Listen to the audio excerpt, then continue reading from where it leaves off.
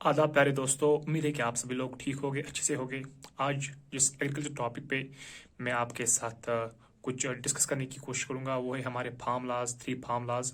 क्योंकि हाल ही में हमने देखा कि सरकार ने भी कहा कि वो आने वाले सेशन में जो है असेंबली सेशन होगा या जो लोकसभा पार्लियामेंट का सेशन होगा उसमें इन 3 फार्म लाज को रिपील करेगी। दोस्तों, हम देखेंगे इन फार्म लाज के जो है प्रोज या पॉजिटिव्स क्या थे एज पर व्हाट गवर्नमेंट वाज सेइंग, और कॉन्स या नेगेटिव्स क्या थे एज पर the apprehensions that farmers were having. तो इसी पे हम बात करेंगे और नटशल में हम समझने की कोशिश करेंगे। दोस्तों, जो पहला एक्ट था हमारा, पहला ला था फार्म लाज में से, वो डील कर रहा था एपीएमसी से, यानी आप सिंपल में समझिए मंडी से। और सरकार किसानों को कह रही थी कि इस एक्ट के बिना पर आप जो है अपना प्रोड्यूस, जो आपका आपका यील्ड है, वो आप जो है सरकारी मंडीज के बाहर भी, प्राइवेट मंडीज, प्राइवेट मार्केट में भी बेच सकते हैं। और इससे आपको ज़्यादा ऑप्शंस मिलेगी अपने प्रोड्यूस को बेचने की, और आप इससे हो सकता है कि आपको ज़्यादा ही पैसा मिले बाहर मंडीज के बाहर, सरकारी मंडीज के बाहर।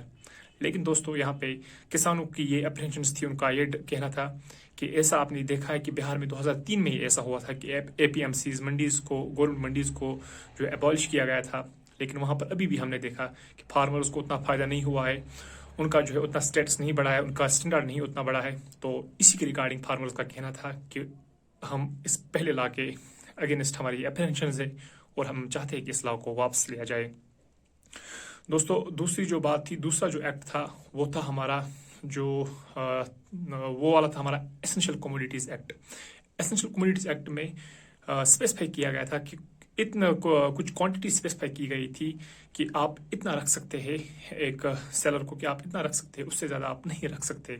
तो दोस्तों, इस वाले एक्ट में, एसेंशियल कमोडिटी एक्ट को जो है अमेंडमेंट की गई, और इसमें सरकार का कहना था कि अब जो है सेलर्स जो है वो, या शॉपकीपर जो है, या स्टॉक होल्डर जो है, वो ज़्यादा से ज़्यादा स्टॉक रख सकते हैं। उनकी लिमिट बढ़ाई गई थी।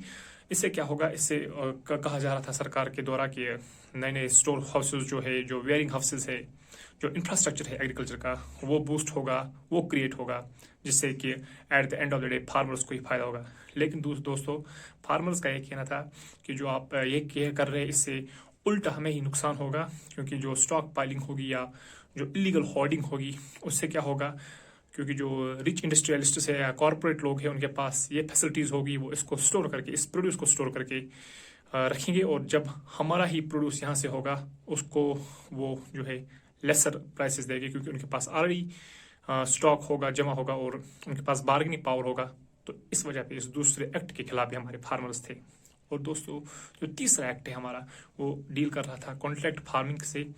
और इसमें सरकार कह रही थी किसानों को कि ये जो कॉन्ट्रैक्ट फार्मिंग है, इसमें आपको कॉन्ट्रैक्ट्स के थ्रू आपके जो है अश्योर्ड ये होगा कि आपको कितना प्राइस मिलेगा अपने प्रोड्यूस को और किस टाइम पे।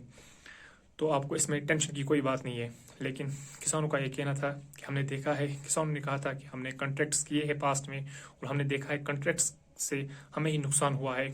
और जो आपने, किसानों का ये भी कहना था सरकार को कि जो आपने इसमें प्रोविजन रखा है कि in case of dispute SDM will solve the case. किसानों का कहना था कि देयर आर मोर चांसेस कि जो एसडीएम है उसको वो इन्फ्लुएंस में आए कॉर्पोरेट्स के या रिच पीपल या बिजनेस मैन के, और उसमें भी शायद फार्मर्स का ही नुकसान हो। तो उनका कहना था कि इसको भी सिविल कोर्ट्स में लिया जाए, इन केसेस को भी। लेकिन वहाँ से सरकार का कहना था कि यू आर सीइंग के ऑलरेडी सिविल कोर्ट्स में, जो हमारे कोर्ट्स है, वहाँ पर इतना बर्डन है, इतना केस लोड है, तो वहाँ पे ये काम नहीं हो सकता है। इसलिए सरकार ने कहा था कि हमने इसमें ये प्रोविजन रखा है स्पेशली कि जो आपके एरिया का एसडीएम होगा वो इसको जो है डील करेगा, इस इशू को। तो दोस्तों, नटशल में, समरी में हमने देखा कि पहला एक्ट जो था वो था आपकी मंडीज के रिलेटेड। सरकार कह रही थी कि आप मंडीज के बाहर भी बेच सकते हो, लेकिन फार्मर्स इसके लिए एग्री नहीं कर रहे थे। और फार्मर्स का कहना था कि गवर्नमेंट मंडीज में हमें कुछ एश्योरेंस मिलती है, वहाँ पे हम उतना एक्सप्लॉइट नहीं होते, लेकिन प्राइवेट मंडीज में हमें अप्रीहेंशन है कि हमें ज़्यादा एक्सप्लॉइट किया जाएगा। दूसरा था एसेंशियल कमोडिटीज के एक्ट के रिलेटेड, जिसमें सरकार ने जो है जो लिमिट है वो बढ़ाई थी और कहा था कि अब ज़्यादा से ज़्यादा स्टॉक किया जाएगा। लेकिन उसमें भी जो है फार्मर्स का कहना था at the end of the day due to illegal hoarding और स्टॉक पाइलिंग हमें ही नुकसान होगा, और kind of cobweb phenomena में हम फंसेंगे और हमारा ही खसारा होगा। और तीसरा जो था, सरकार ने कहा था कि कॉन्ट्रैक्ट फार्मिंग से आपको फायदा होगा, आपको एश्योर्ड जो है कॉन्ट्रैक्ट के थ्रू एश्योर्ड प्राइसेस मिलेगी, जो है एश्योर्ड रिटर्न मिलेगा। लेकिन उसमें भी किसानों का कहना था कि कॉर्पोरेट्स या बिजनेस ऑफिशियल्स जो बिजनेसमैन है इस एग्रीकल्चर में, वो हमें इसके थ्रू भी एक्सप्लॉइट करेंगे और हमारा ही नुकसान होगा एंड में।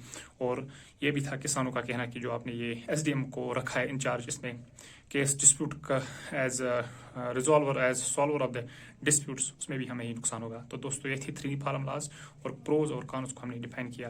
बाकी शुक्रिया।